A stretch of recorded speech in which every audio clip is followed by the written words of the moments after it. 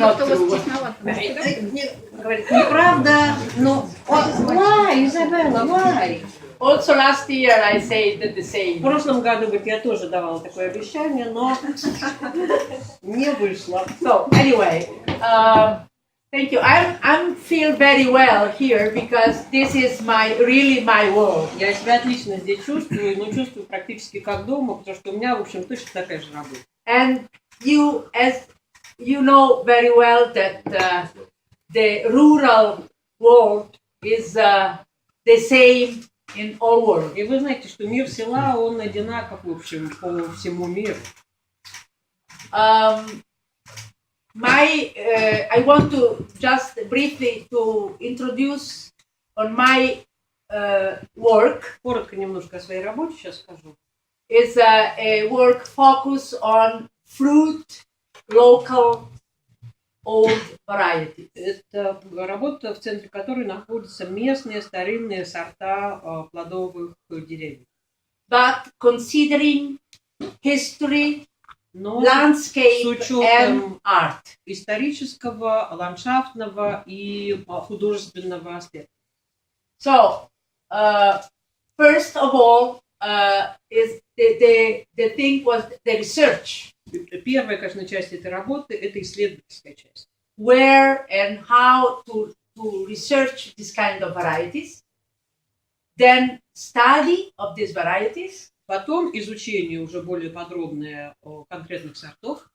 И how and where and which will be which are the sources for the research. А также источники, которые могут быть полезны для проведения исследования. And then how to conserve. И заключительная часть работы – как сохранить эти сорта старинные. So, of course, the first, where I could find the old varieties. Где же можно все еще сейчас найти вот эти вот старые сорта?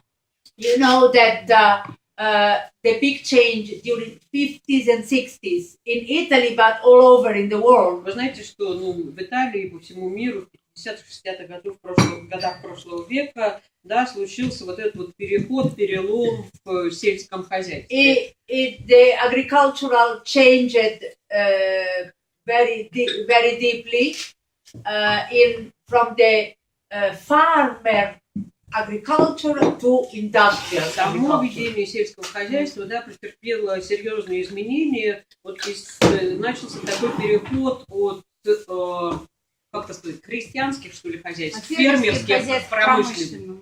So for that, the first places where I could research and I could find something were the places where the industrial agriculture was not arrived. Поэтому первые важные места для исследования, для обнаружения вот этих вот старых сортов, это те места, те фермы, куда не добралось еще вот это промышленное сельское хозяйство. So, high hills, mountains, где-то в горах, отдаленные места, edges between some regions, на границах между различными областями, между разными регионами. The edges are very important for me because the edges between some regions were very important passages. И вот эти приграничные территории, они очень важны, поскольку, да, вот через них происходил обмен. Они были такими, переходами. So they were normally passage of people, but also of plants. И они служили, да, такими, как сказать, переходами для людей, пересечением, да, и для растений, да. So normally they were the very important places where I found a very rich biodiversity. И вот именно в этих местах, да, наиболее Изабелла обнаружила какое-то такое биоразнообразие. So of course I went all over in the world, in my territory, to find, for example, abandoned farms. Кроме того, на всей вот территории региона Умбрия Изабелла старалась найти заброшенные фермы. The abandoned farm since the 50s and 60s. Заброшенные, да, вот в эти 50-е, 60-е годы. Because the people during that period thought that the life in the city was better. Поскольку люди вот в этот период представляли себе жизнь в городе, думали, что жизнь в городе гораздо лучше, удобнее. And you know, it was absolutely. I mean, we can understand this position because the farmers, till this period, they had a very hard life. И мы можем понять эту точку зрения, потому что сельская жизнь, ведение крестьянского хозяйства было очень трудным, очень требовало много усилий. So for that they moved. Поэтому они уезжали, переезжали в города. So they abandoned all the farms. Бросали свои. The other place is very interesting for me was where the convents and monasteries. Еще важные такие вот места это монастыри.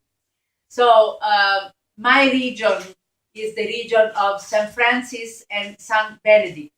Регион, где живет Изабелла, это регион, святыми которого являются святой Франциск и святой Бенедикт.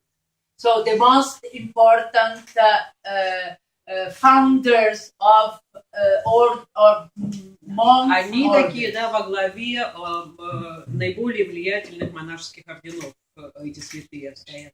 So and I'm just studying now the two different approach of Изабелла them. сейчас вот тоже изучает два разных подхода этих двух монашеских орденов. Historically, they had two completely different approach to the agriculture, to the cultivation. И исторически у них были совершенно разные два подхода к сельскому хозяйству. So, Benedictines, from Benedetto, they had a very strictly regulation. Бенедиктинцы, у них был очень строгий устав. Ora et labora. Молись и трудись. Was the main motto. Ora et labora. Молись и трудись. Это их вот девиз. So they normally could not exit from the monastery. И обычно им запрещалось покидать пределы монастыря. They had a very big monastery. У них действительно были очень большую территорию монастырей занимали. And they cultivated many things inside to support the life of the convent. В монастыре они очень много выращивали всего для обеспечения жизни монастыря. And they had a big properties also outside because the rich people donate. Но кроме того, они владели землями еще вне монастыря, поскольку богачи передавали земли монастырю. And they were very good farmers, very modern for that time. Бенедиктинцы были такие для своего времени, для средних веков, такие, передовые сельскохозяйственные They науки. experimented many techniques. Они экспериментировали с выращиванием тех или иных растений. I don't know the word, they were innovatori. Инновационные. В общем, они были вот такими инноваторами в сельском хозяйстве. Very careful to money, Very careful. Очень они к деньгам относились серьезно. Да, бенедиктинцы именно. Benedict. В отличие от францисканцев. Benedict, the regulation, the Benedict regulation was of 564. So very early. Очень старый устав вот этого монашеского ордена, 1564.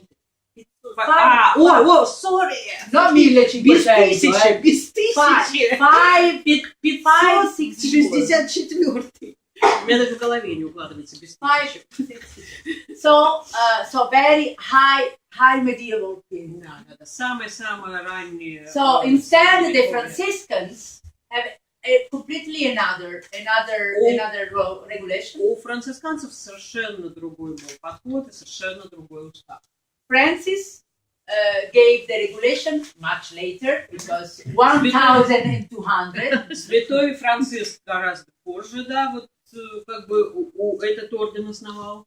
And Francis, in the regulation of Francis, he said that the friars has to the vote of poverty.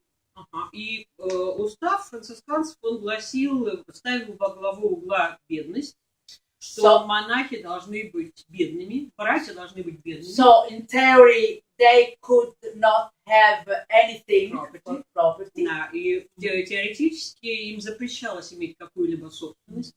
And they, instead, the opposite of the Benedicts, they had to go outside of the convents. И в отличие от бенедиктинцев, им предписывалось, да, выходить за стены монастыря. So they normally they didn't cultivate anything inside. Они мало чего производили, мало чего выращивали в монастырях.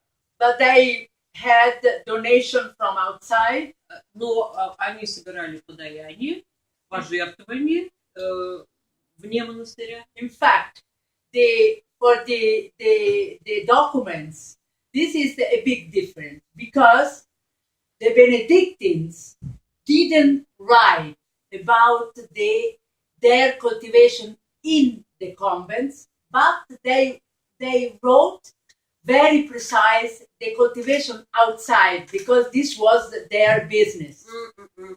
Интересно то, что бенедиктинцы фиксировали письменно, записывали все, то есть они не записывали, не вели записи о том, что они выращивали внутри монастыря, но они фиксировали письменно все о том, что они выращивали вне стен монастыря, потому что, как бы там была их собственность и так далее, и так далее. Instead, the Franciscans, францисканцы, they registered all the things that they had in donation, no? Они записывали все, что им приносили, все эти подаяния, они регистрировали. So, for my point of view, was much more interesting the Franciscans.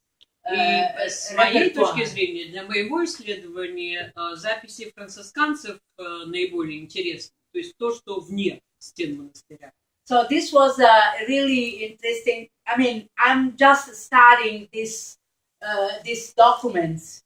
So, and this is the first time that I speak about this. Начала только изучать и сравнивать вот эти документы, и первый раз, собственно, вам говорит о некоторых своих таких исследованиях. Anyway, I went around to many convents in my region. In my city, that is a small city, we had 36 monasteries. Я, посетила много монастырей, и вы можете представить, что вот Умбрия, это страна, да, такая монастырская, только в Имперуджа. No, Città di Castello. Città di Castello. That is a small city. Città di Castello — это родной город, собственно, Изабеллы, маленький город. 36 монастырей. 36 в небольшом городке. So in any case, I went all over, and in this, for example, is a Benedictine monastery, nun monastery in Norcia. Бенедиктинский женский монастырь. And of course, they cultivate the vegetable garden. Конечно, у них есть огород. Is Beta vulgaris. Beta vulgaris. Говорят по латыни. Да. Beta vulgaris. So they cultivate. And this is the ortolana, suora ortolana, the nun who take care of the vegetable garden. Я думаю, так бы сказать, это сестра-огородница.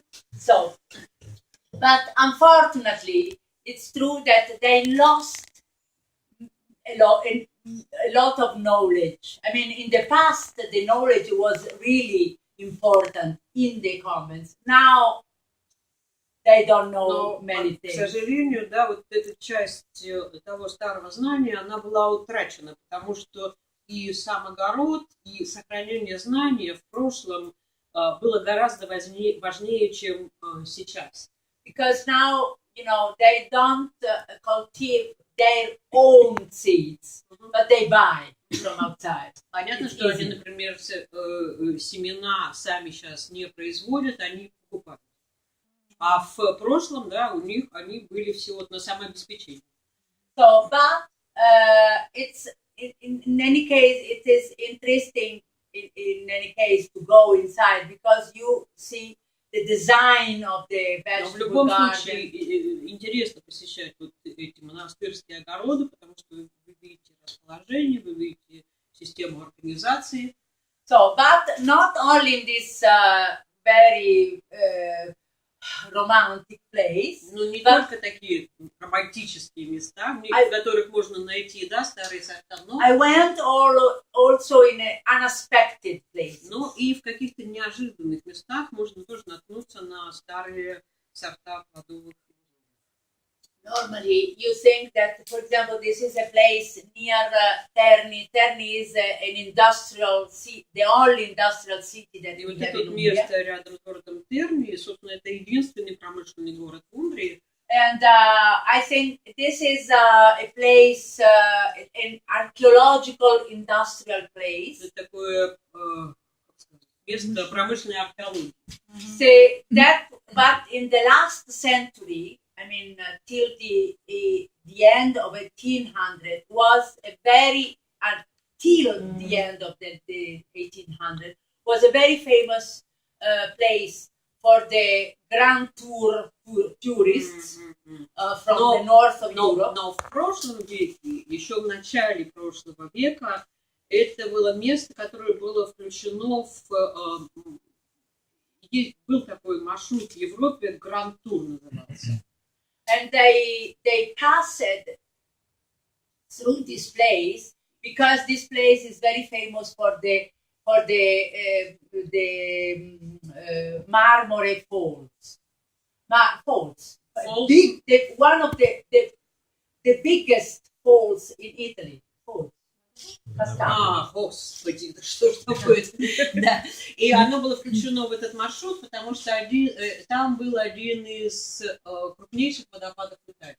So very romantic, very Sturm und Drang, something. So that all the романтическое место. So the people who came through this place, they wrote diaries, letters. Соответственно, люди, которые приезжали, туристы, которые участвовали в этом маршруте, приезжали через это место, да, они писали письма, они вели дневники, то есть они фиксировали все, что видели на маршруте. Describing plants and of course they were from the north of Europe. Описывали в том числе растения и деревья, и очень многие туристы были из Северной Европы. So their view was really romantic. Поэтому, такой их взгляд, да, на вот эту всю южную для них растительность был несколько романтизирован. So, but in any case, they describe some varieties of plants. И, тем не менее, в своих вот записках, дневниках они описывали некоторые сорта растений. So, like this is a very famous at that time peach variety. Как, например, вот это. В то время это был очень-очень известный сорт персиков. And it's a curious because it's completely disappeared.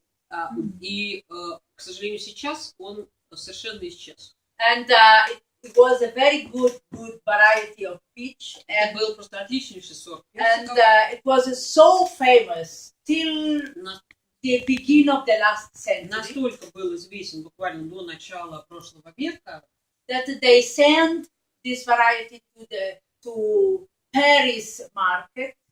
Даже этот сорт персиков поставлялся на парижский рынок. Да.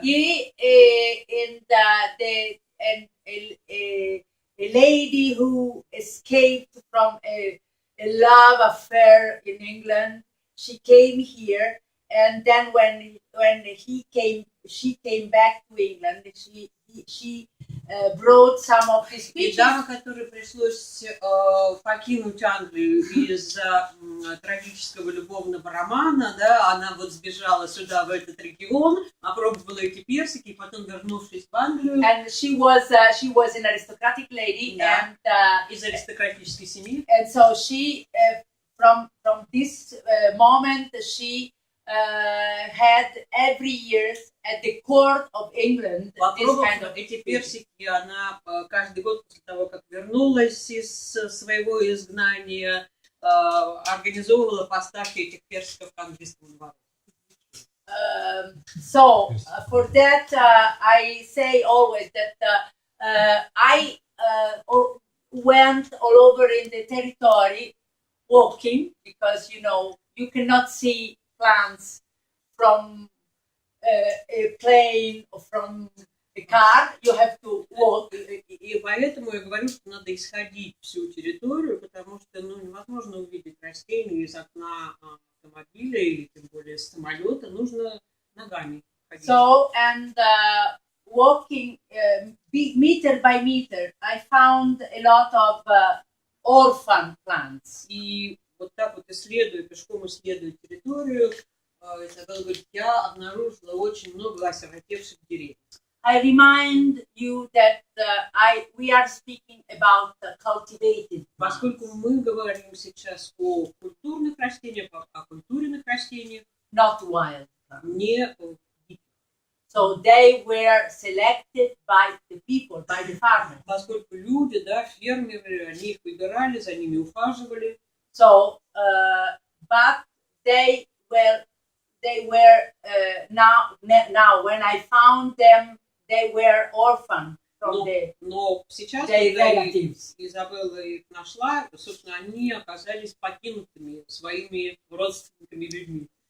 So, this is a pear tree. Это вот груша. Of course, this kind of plants, they remain also without us. Понятно, что эти растения, деревья могут существовать и без нас. Pear species can live, is the longest lived species in the fruit group, can live 300 years. Ну вот груша, это долгожитель среди плодовых, продолжительностью жизни где-то около 300 лет, можно сказать. So it can survive to us. Вполне она может пережить нас и жить без нас. So I could find many of these plants all over in the territory, but they were with mute witnesses. И Изабелла нашла много таких деревьев, но они были безмолвны. Деревья не умеют говорить, не могли ничего рассказать.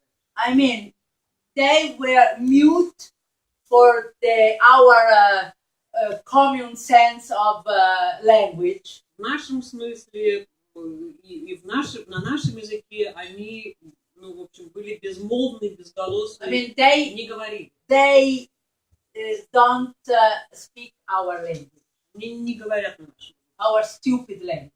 На нашем.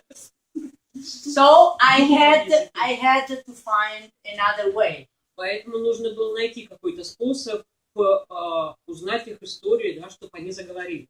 So the first that we know is to read the old books, Первое, что приходит на ум, old это, конечно, documents. почитать старые книги, старые документы. But as you know, the rural culture is an oral culture. Ну, как вы знаете, сельская культура, она по преимуществу устная культура.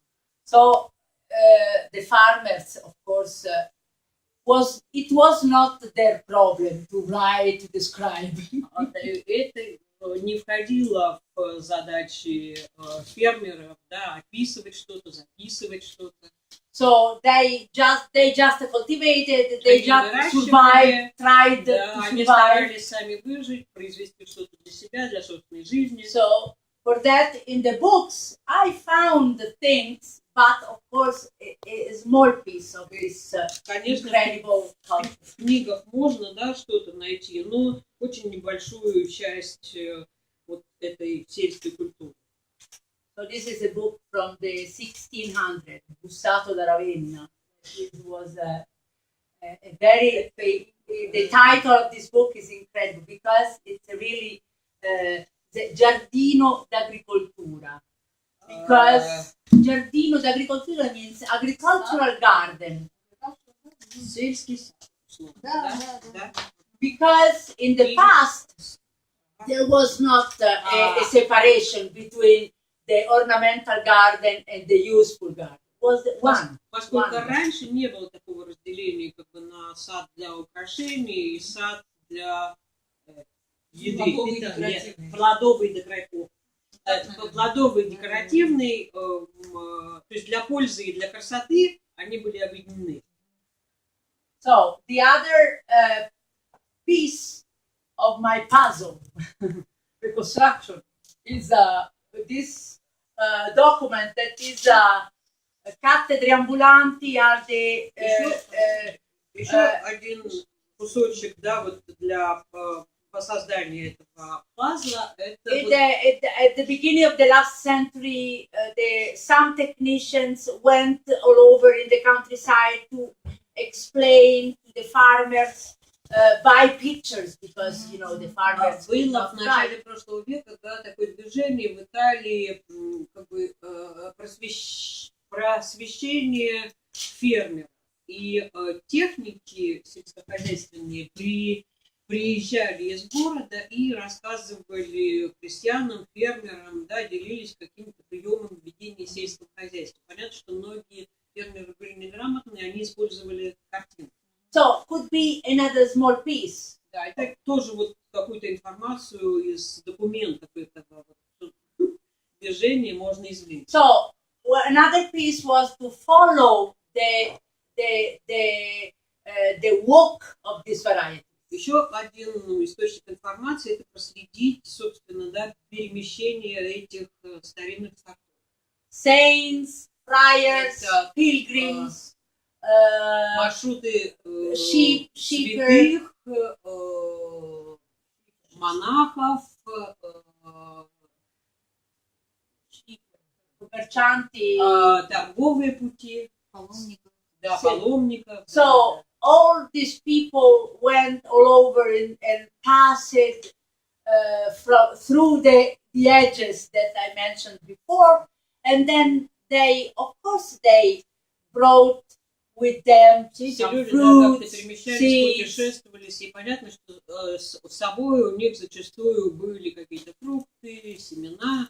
So it was not really true that the plants don't walk.